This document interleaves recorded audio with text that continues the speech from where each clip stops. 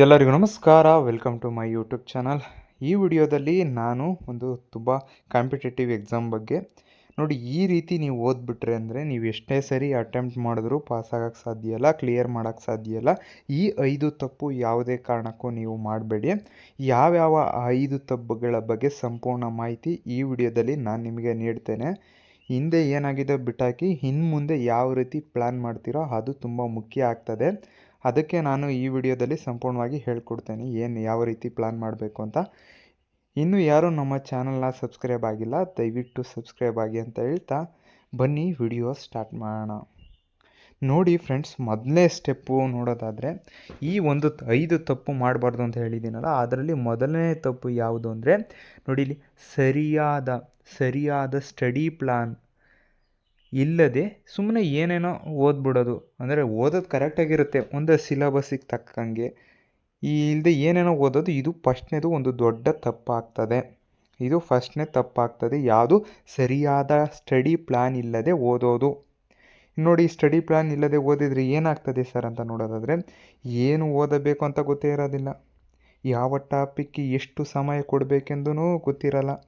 ಕೊನೆಯ ಸಮಯದಲ್ಲಿ ಗೊಂದಲ, ಸ್ಟ್ರೆಸ್ ಮಾಡ್ಕೊಳ್ತೀವಿ. ನಾನು ಓದಿಲ್ಲ, ಇಷ್ಟೊಂದು ಓದಿದ್ದೀನಿ ಆದರೆ ಬಂದಿಲ್ಲ, ಈ ಥರ ಸ್ಟ್ರೆಸ್ ಆಗುತ್ತೆ. ರಿವಿಷನ್ಗೆ ಸಮಯ ಇರೋದಿಲ್ಲ, ಮಾಕ್ ಟೆಸ್ಟ್ಗೆ ಸಮಯ ಸಿಗದೆ ಪರ್ಫಾರ್ಮೆನ್ಸ್ ಕಡಿಮೆ ಆಗ್ತದೆ, ಕಾನ್ಫಿಡೆನ್ಸ್ ಮತ್ತು ಸ್ಕೋರ್ ಎರಡೂ ಕಡಿಮೆ ಆಗ್ತದೆ. ನಂತರ ಸರಿಯಾದ ಸ್ಟಡಿ ಪ್ಲ್ಯಾನ್ ಮಾಡಿಬಿಟ್ರೆ ಸರ್ ಯಾವ ರೀತಿ ಆಗುತ್ತೆ ನೋಡಿ, ಸಿಲಬಸ್ ಅರಿತು ಟಾಪಿಕ್ ವೈಸ್ ಪ್ಲ್ಯಾನ್ ಮಾಡಿ. ಒಳ್ಳೆ ಸಕ್ಸೀಡ್ ಆಗಬೇಕು ಅಂದರೆ ನೋಡಿ, ಇಲ್ಲಿ ಟೈಮ್ ಟೇಬಲ್ ರಚಿಸಿ ಪ್ರತಿ ಟಾಪಿಕ್ಗೆ ಸಮಯ ನಿಗದಿ ಮಾಡಿ.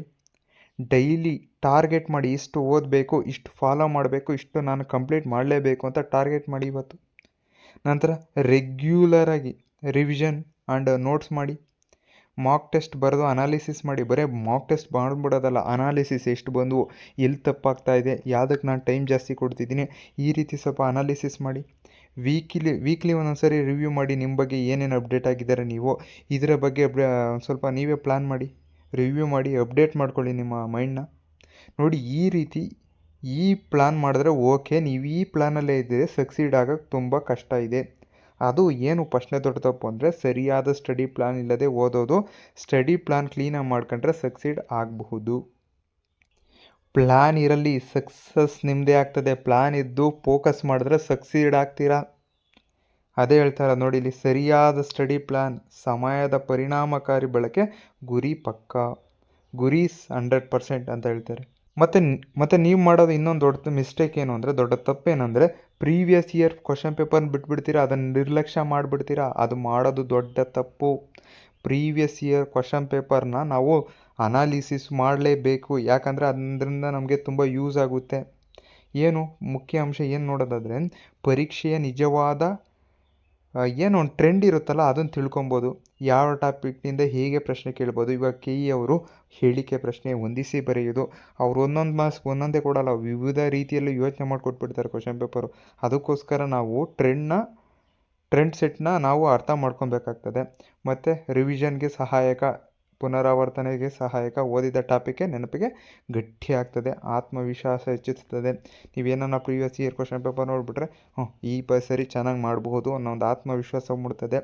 ಸಮಯ ನಿರ್ವಹಣೆ, ನೀವು ಇಲ್ಲಿ ಸುಮ್ಮನೆ ಓದ್ಕೊಂಡೋಗ್ಬಿಟ್ಟಿರ್ತೀರಿ, ಎಕ್ಸಾಮಲ್ಲಿ ನೋಡಿದ್ರೆ ಅಲ್ಲಿ ಟೈಮ್ ಶಾರ್ಟೇಜ್ ಆಗೋಲ್ಲ. ಅದಕ್ಕೋಸ್ಕರ ಮೊದಲೇ ಇಲ್ಲಿ ಒಂದು ಸರಿ ಪ್ರೀವಿಯಸ್ ಇಯರ್ ಕ್ವಶನ್ ಪೇಪರ್ ನೋಡ್ಕೊಂಡ್ಬಿಟ್ರೆ ಟೈಮ್ ಯಾವ ರೀತಿ ಮ್ಯಾನೇಜ್ ಮಾಡಬೇಕು ಅಂತಲೂ ಗೊತ್ತಾಗ್ತದೆ. ನಿಮಗೆ ನಿಮ್ಮ ದೌರ್ಬಲ್ಯ ಯಾವ್ಯಾವ ಟಾಪಿಕ್ ಇರುತ್ತೆ ಅಂತಲೂ ಗೊತ್ತಾಗ್ತದೆ. ಯಾವ ಟಾಪಿಕ್ನಲ್ಲಿ ನಾನು ಹಿಂದೆ ಇದ್ದೀನಿ, ಯಾವ ಟಾಪಿಕ್ನಲ್ಲಿ ನಾನು ಮುಂದೆ ಇದ್ದೀನಿ ಅಂತ ಕೂಡ ತಿಳ್ಕೊಬಹುದಾಗಿರ್ತದೆ. ಅದಕ್ಕೋಸ್ಕರ ಇನ್ನೊಂದು ತಪ್ಪು, ಎರಡನೇ ತಪ್ಪು ಏನಪ್ಪ ಅಂದರೆ, previous year question paper analysis ಮಾಡಲೇಬೇಕು. ಮಾಡದೇ ಇದ್ದರೆ ಅದು ಒಂದು ದೊಡ್ಡ ತಪ್ಪಾಗ್ತದೆ. ನಂತರ ಬನ್ನಿ, ಮೂರನೇ ತಪ್ಪು ಏನಪ್ಪ ಅಂದರೆ, ರಿವಿಷನ್ಗೆ ಪ್ರಾಮುಖ್ಯತೆ ನೀಡದಿರುವುದು. ಸುಮ್ಮನೆ ಓದ್ಕೊಂಡು ಹೋಗ್ಬಿಡೋದು. ಅಂದರೆ ಓದಿರ್ತೀವಿ ನಾವು, ಬಟ್ ರಿವಿಷನ್ ಮಾಡ್ದಿರ ಸುಮ್ಮನೆ ಹಂಗೆ ಇದ್ದರೆ ಅದು ರಿವಿಷನ್ ಮಾಡಲಿಲ್ಲ ಅಂದರೆ ಮರ್ತೋಗೋದು ಸಹಜ. ಅದಕ್ಕೋಸ್ಕರ ನೋಡಿ, ಪ್ರಮುಖ ಮುಖ್ಯಾಂಶ ನೋಡೋದಾದರೆ, ಮರೆಯುವುದು ಸಹಜ. ಮೊದಲ ಸಲ ಕಲಿತಿದ್ದು 24 ಗಂಟೆಗಳಲ್ಲಿ ಬಹುಪಾಲು ಮರೆತು ಹೋಗುವ ಸಾಧ್ಯತೆ ಇರ್ತದೆ. 24 ಅವರ್ಸಲ್ಲೇ ಮರ್ತೋಗ್ಬಿಡ್ತೀರ. ಕ್ಲೀನಾಗಿ ಓದಿರ್ಬೋದು, ಒಂದೊಂದು ಟಾಪಿಕ್ ಹಂಗೆ ಮೈಂಡಲ್ಲೇ ಕೂತ್ಕೊಂಡಿರ್ತವೆ ನಮಗೆ ಇಷ್ಟ ಆಗಿರೋ ಟಾಪಿಕ್. ಇಲ್ಲ ಅಂದರೆ ಅವು ಮರ್ತೋಗ್ತವೆ. ಅದು ಮರ್ತೋದಾಗ ಏನು ಮಾಡ್ಬೇಕು ನಾವು? ರಿವಿಷನ್ಗೆ ಹೋಗಬೇಕು. ರಿವಿಷನ್ಗೆ ಹೋದಾಗ ಅದು ನಮ್ಮ ತಲೆಯಲ್ಲೇ ಉಳ್ಕೊಳ್ತದೆ. ರಿವಿಷನ್ ಮಾಡಿದ್ರೆ ನೆನಪಿನ ಶಕ್ತಿ ಹೆಚ್ಚುತ್ತದೆ, ಆತ್ಮವಿಶ್ವಾಸ ಮತ್ತು ವೇಗ, ಎಕ್ಸಾಮಲ್ಲಿ ವೇಗವಾಗಿ ಮಾಡ್ಕೊಂಡು ಹೋಗ್ಬೋದು. ನಂತರ ನೋಡಿ, ರಿವಿಷನ್ ಇಲ್ಲದೇ ಇದ್ದರೆ ಪರೀಕ್ಷೆ ಎತ್ತರವಾದಾಗ ಆತಂಕ, ಗೊಂದಲ ಮತ್ತು ಇವೆಲ್ಲ ಸಹಜ ಆಗಿಬಿಡ್ತವೆ. ಕಡಿಮೆ ಅಂಕ ಬಂದೇ ಬರ್ತವೆ ಅವಾಗ. ಸರಿಯಾದ ವಿಧಾನ ಏನು ಅಂದರೆ, ದಿನ ಎಷ್ಟು ಓದ್ತಿರೋ ಅದನ್ನು ನಾಳೆ ರಿವಿಷನ್ ಮಾಡಲೇಬೇಕು. ಇದು ಒಂದು ಮೈಂಡ್ಸೆಟ್ಟಲ್ಲಿ ಇಟ್ಕೊಬಿಡಿ. ನೀವು ಇವತ್ತು ಎಷ್ಟು ಓದಿರ್ತೀರೋ ಅಷ್ಟು ನಾಳೆ ರಿವಿಷನ್ ಮಾಡಲೇಬೇಕು. ನೀವೆಷ್ಟು ಅಧ್ಯಯನ ಜ್ಞಾನ ನೀಡ್ಕೊಳ್ತೀರಲ್ಲ ಅಷ್ಟೂ ರಿವಿಷನ್ ಮಾಡಲೇಬೇಕು. ಇದು ತುಂಬ important. Revise today success tomorrow ಅಂತ ಇದೆ, ಅರ್ಥ ಆಯ್ತಾ? ಅದಕ್ಕೋಸ್ಕರ ರಿವಿಷನ್ 1996ರಲ್ಲಿ ಏನಾಯ್ತು ಅಂತ ನೋಡೋಣ. 1990ನೇ ವರ್ಷ ಅಂಬೇಡ್ಕರ್ ಅವರ ಜೀವನ ಮತ್ತು ಚಿಂತನೆಗಳ ರಾಷ್ಟ್ರಮಟ್ಟದಲ್ಲಿ ಮತ್ತಷ್ಟು ಸ್ಮರಿಸಿದ ಪ್ರಮುಖ ವರ್ಷವಾಗಿತ್ತು. ಅವರ ಜನ್ಮ ಶತಮಾನೋತ್ಸವ ಇದೇ ಸಂದರ್ಭದಲ್ಲಿ ಬಂದಿತ್ತು ಮತ್ತು ಇದೇ ವರ್ಷ ಭಾರತ ಸರ್ಕಾರ ಅವರಿಗೆ ಮರಣೋತ್ತರವಾಗಿ ಭಾರತ ರತ್ನ ನೀಡಿತು. ಸರ್ಕಾರದ ಪ್ರಕಟಣೆಗಳಲ್ಲಿ ಅಂಬೇಡ್ಕರ್ ಅವರನ್ನು ಸಂವಿಧಾನ ನಿರ್ಮಾಣ ಮತ್ತು ಸಾಮಾಜಿಕ ನ್ಯಾಯದ ಕ್ಷೇತ್ರದಲ್ಲಿ ಮಹತ್ವದ ವ್ಯಕ್ತಿಯಾಗಿ ಗೌರವಿಸಲಾಗಿದೆ. ಅಂದರೆ 1956ರಲ್ಲಿ ನಿಧನರಾದ ಅಂಬೇಡ್ಕರ್ ಅವರಿಗೆ 1990ರಲ್ಲಿ ಭಾರತ ರತ್ನ ಪ್ರಶಸ್ತಿ ಸಿಕ್ತು.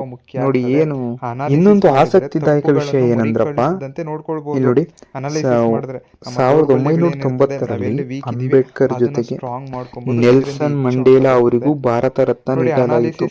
ಭಾರತ ಸರ್ಕಾರ ಅಧಿಕೃತ ಪಟ್ಟಿಯಲ್ಲಿ 1990ರಲ್ಲಿ ಈ ಇಬ್ಬರು ಭಾರತ ರತ್ನ ಪುರಸ್ಕಾರರಿಗೆ ಅಂಬೇಡ್ಕರ್ ಅವರಿಗೆ ಪ್ರಶಸ್ತಿ ನೀಡಿದ ಸಮಯದಲ್ಲಿ ಅವರ ಸಾಮಾಜಿಕ ನ್ಯಾಯದ ಹೋರಾಟ ಮತ್ತು ರಾಷ್ಟ್ರದ ನಿರ್ಮಾಣಕ್ಕೆ ನೀಡಿದ ಕೊಡುಗೆಗಳು ಮತ್ತೊಮ್ಮೆ ರಾಷ್ಟ್ರ ಮಟ್ಟದಲ್ಲಿ ಗುರುತಿಸಲಾಯಿತು.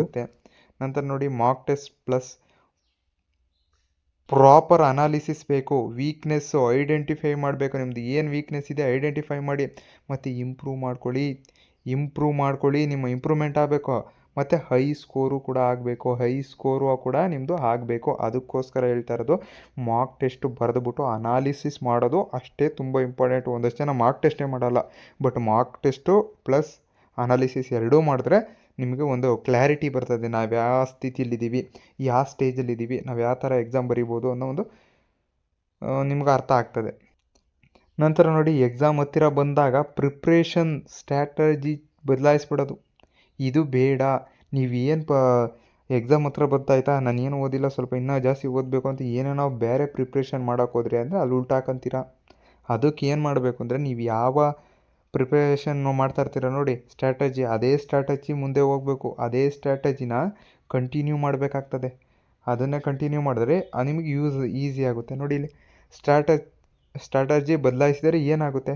ಕನ್ಫ್ಯೂಸ್, ಓವರ್ ಥಿಂಕಿಂಗ್ ಹೆಚ್ಚಾಗ್ತದೆ, ಟೈಮ್ ವೇಸ್ಟ್ ಆಗ್ತದೆ. ನೀವು ಥಿಂಕಿಂಗ್ ಮಾಡೋದ್ರಾಗೆ ಟೈಮ್ ವೇಸ್ಟ್ ಆಗಿಬಿಡ್ತದೆ. ಕಾನ್ಫಿಡೆನ್ಸ್ ಕಡಿಮೆ ಆಗ್ತದೆ, ಲೋ ಕಾನ್ಫಿಡೆನ್ಸ್ ಆಗಿಬಿಡ್ತದೆ. ಫೋಕಸ್ ಕಡಿಮೆ ಆಗಿ ಮುಖ್ಯ ಟಾಪಿಕ್ ಓದೋಕ್ಕೆ ಆಗಲ್ಲ. ಮತ್ತು ಇಲ್ಲಿ ನೋಡಿ, ಎಕ್ಸಾಮ್ ಅನಾಲಿಟಿಕ್ಸ್ ಸ್ಟ್ರೆಸ್ಸು ಎಕ್ಸಾಮ್ ಹೆಚ್ಚಾಗ್ಬಿಡ್ತದೆ. ಅದಕ್ಕೆ ಹೇಳಿದ್ದು, ಎಕ್ಸಾಮ್ ಹತ್ತಿರ ಬಂದೈತೆ ಅಂತ ನಿಮ್ಮ ಸ್ಟ್ರಾಟಜಿ ಯಾವುದೇ ಕಾರಣಕ್ಕೂ ಬದಲಾಯಿಸ್ಬಾರ್ದು. ಬದಲಾವಣೆ ಮಾಡಲಿಲ್ಲ ಅಂದರೆ ಏನು ನೋಡಿ, ಇಲ್ಲಿ ಎಕ್ಸಾಮ್ ಹತ್ತಿರ ಬಂದಾಗ ಏನು ಮಾಡಬೇಕು ಅಂತ ಒಂದಷ್ಟು ಟಾಪಿಕ್ ಹೇಳೋದಾದರೆ, ನಿಮ್ಮ ಪ್ಲ್ಯಾನ್ ಇದೆಯಲ್ಲ ಎಕ್ಸಿಕ್ಯೂಟಿಂಗ್ ಮೇಲೆ ನೀವು ನಾನು ಕ್ಲೀನಾಗಿ ಮಾಡ್ತೀನಿ ಅನ್ನೋ ಒಂದು ನಂಬಿಕೆ ಇಡಬೇಕು. ನೀವು ರಿವಿಷನ್ ಮತ್ತು ಪ್ರಾಕ್ಟೀಸ್ಗೆ ಫೋಕಸ್ ಮಾಡಿ. ಮತ್ತು ವೀಕ್ ಏರಿಯಾ ಇರುತ್ತೆ ನೋಡಿ, ಅದ್ರ ಮೇಲೆ ಸ್ವಲ್ಪ ಜಾಸ್ತಿ ಕೆಲಸ ಮಾಡಬೇಕು. ನೀವು time management, mark test attend ಮಾಡಬೇಕು. ಪಾಸಿಟಿವ್ ಮೈಂಡ್ ಸೆಟ್ ಇರಬೇಕು. ಸೆಲ್ಫ್ ಕಾನ್ಫಿಡೆನ್ಸ್, ನಾನು ಚೆನ್ನಾಗಿ ಮಾಡ್ತೀನಿ, ಈ ಸರಿ ಸಕ್ಸೆಡ್ ಆಗ್ತೀನಿ, ಈ ಸರಿ ಕ್ಲಿಯರ್ ಮಾಡೇ ಮಾಡ್ತೀನಿ ಅನ್ನೋ ಒಂದು ಕಾನ್ಫಿಡೆನ್ಸ್ ಇದ್ದಾಗ ನಿಮ್ಮ ಆತ್ಮವಿಶ್ವಾಸ ಹೆಚ್ಚಾಗಿ ಎಕ್ಸಾಮಲ್ಲೂ ಗೊತ್ತಿಲ್ಲದ ಪ್ರಶ್ನೆಗಳಿಗೂ ತಲೆ ಉಪಯೋಗಿಸ್ಕೊಂಡು ನೀವು ಆದಷ್ಟು ಆನ್ಸರ್ ಮಾಡೋಕ್ಕೆ ಪ್ರಯತ್ನ ಮಾಡ್ತೀರಾ. ನೋಡಿ, ಇದಿಷ್ಟು ನಾನು ನಿಮಗೆ ಹೇಳ್ಬೇಕಾಗಿದ್ದು ಏನು, ಯಾವ ತಪ್ಪು ಮಾಡಬಾರ್ದು.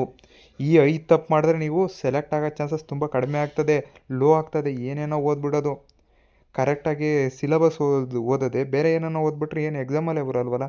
ಟೈಮ್ ಕರೆಕ್ಟಾಗಿ ಮ್ಯಾನೇಜ್ ಮಾಡಬೇಕು. Time table, previous year question paper, ಇದನ್ನೆಲ್ಲ ಕ್ಲೀನಾಗಿ ಅನಾಲಿಸಿಸ್ ಮಾಡಿದ್ರೆ ಸಕ್ಸಸ್ ಆಗುತ್ತೆ. ಇದಿಷ್ಟು ನಾನು ಹೇಳಬೇಕು ಅಂತ ಹೊರಟಿದ್ದು ಈ ವಿಡಿಯೋದಲ್ಲಿ.